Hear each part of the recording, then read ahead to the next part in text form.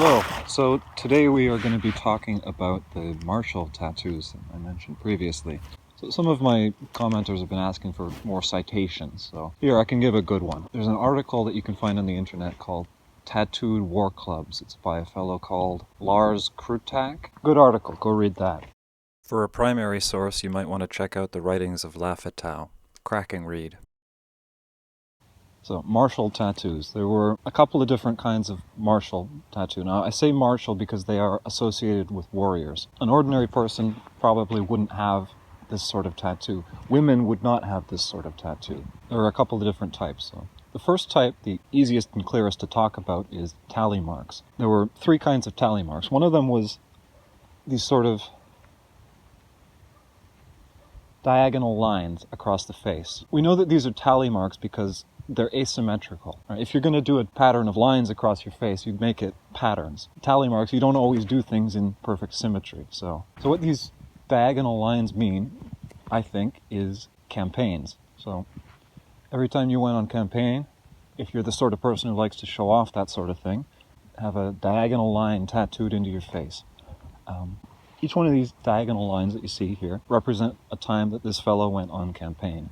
So the next sort of tally mark is wounds. Now this symbol we can talk about with a little bit more confidence because it's part of the pictograph writing system. So it's a little arrow. Each one of these little arrows on the faces, they represent one time that this fellow was wounded. Now there's a little bit of confusion because in the pictograph writing system there's a distinction between wounds and arrow wounds. Right? You can imagine getting hit in the chest with a war club is a heck of a lot better than getting shot with an arrow in the chest. So I think that in these tattoos they've sort of streamlined and simplified. So arrow wounds, gunshot wounds, club wounds, they've all just been lumped together. Right? You want it to be easily readable for anybody who comes across your face. So the third sort of tally is prisoners taken. It's represented by a little circle. Now, in the writing system, it's prisoners taken, and then there's a distinction for scalps taken. So either these two warriors have sort of simplified and lumped things together, or they took a lot of prisoners but never killed anybody, which I don't think is very likely. The little circle, I think, means prisoners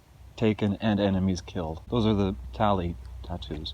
So another sort of martial tattoo has to do with the, I guess vision quest is the best word.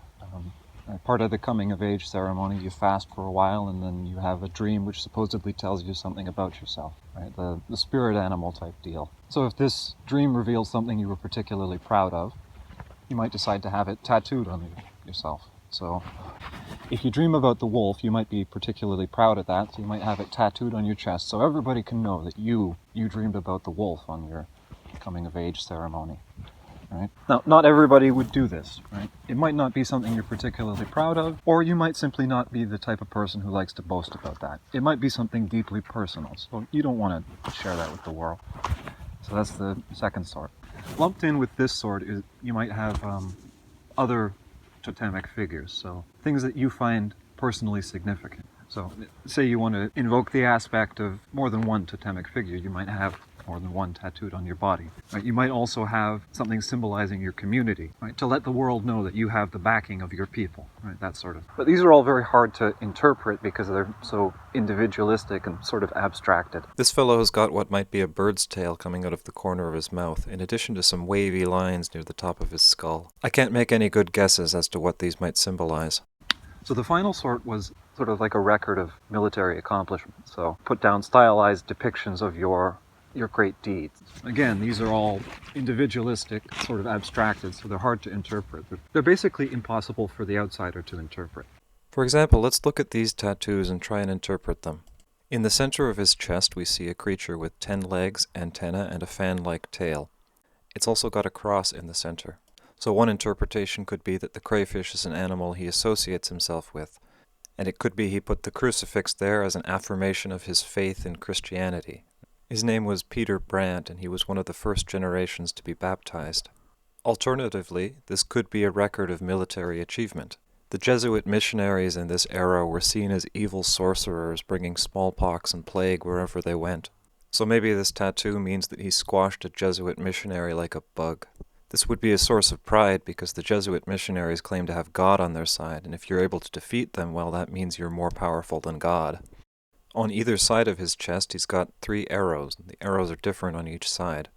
So maybe this means that he led a coalition of 3 nations against a coalition of 3 nations. Maybe the Jesuits were in between. And in this way, you can go over every one of these tattoos and come up with 100 different interpretations for it.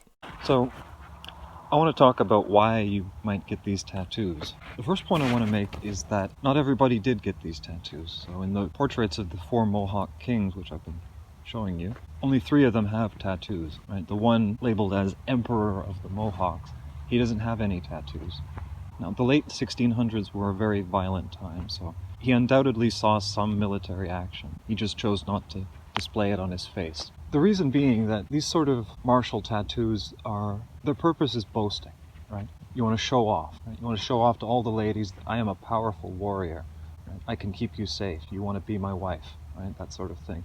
You also want to show off to your enemies, right? I am a powerful warrior, you don't want to fight me. Right? You also want to display that if you get wounded, I'm a valuable prisoner. Right? My people will be willing to pay a lot to get me back. But the biggest reason is just to show off to your comrades in arms. Right? You know how young men are. They're very proud and they want to look better than each other. Right? They want to look tough in front of the boys. Right? That sort of thing. Another reason could be like peer pressure. You go off to war with some of your friends and you manage to kill somebody in the heat of battle. And your friends say, hey, you got somebody. Hey, let's put some ink in your face. Just commemorate the moment, right? That sort of thing. All right, you want to show off to your buddies. Look, see this? The wolf spirit favors me. Does he favor you? Nope, I didn't think so. Right? But he favors me, and I got proof. See that? Yeah, you bloody see that, don't you? Right, that sort of thing. Vainglorious boasting, I guess. So the epitome of this sort of boasting can be demonstrated by a specific artifact. So this club on the screen now is from King Philip's War. It was left on a dead man. Now, in the side of the club there is a face with the tattoos and all carefully engraved. Right? This is the face of the owner of the club. So what happened was he went into battle and he killed somebody. And then, as the ultimate boast, he left the club with his face inscribed in it on the dead man.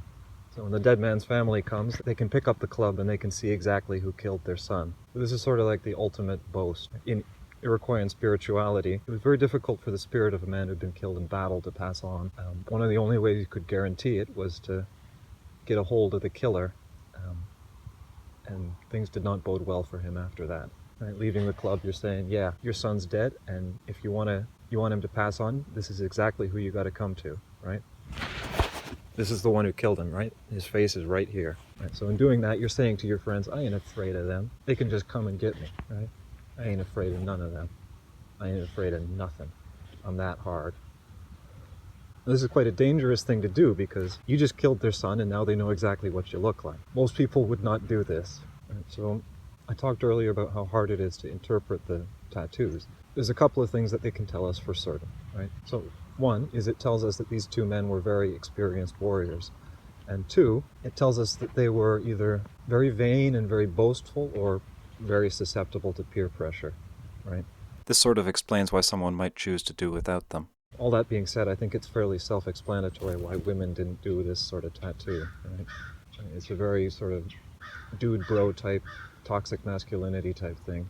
The tattoos started to disappear after 1710 when Christianity was introduced. The Anglican missionaries taught that you couldn't get into heaven if you had tattoos, so people just stopped doing them. By about 1750 there was nobody left who had them anymore. Anyway, I think that's all I got to say on that matter. I think that's the martial tattoos covered. That's all I have to say about that. Bye-bye.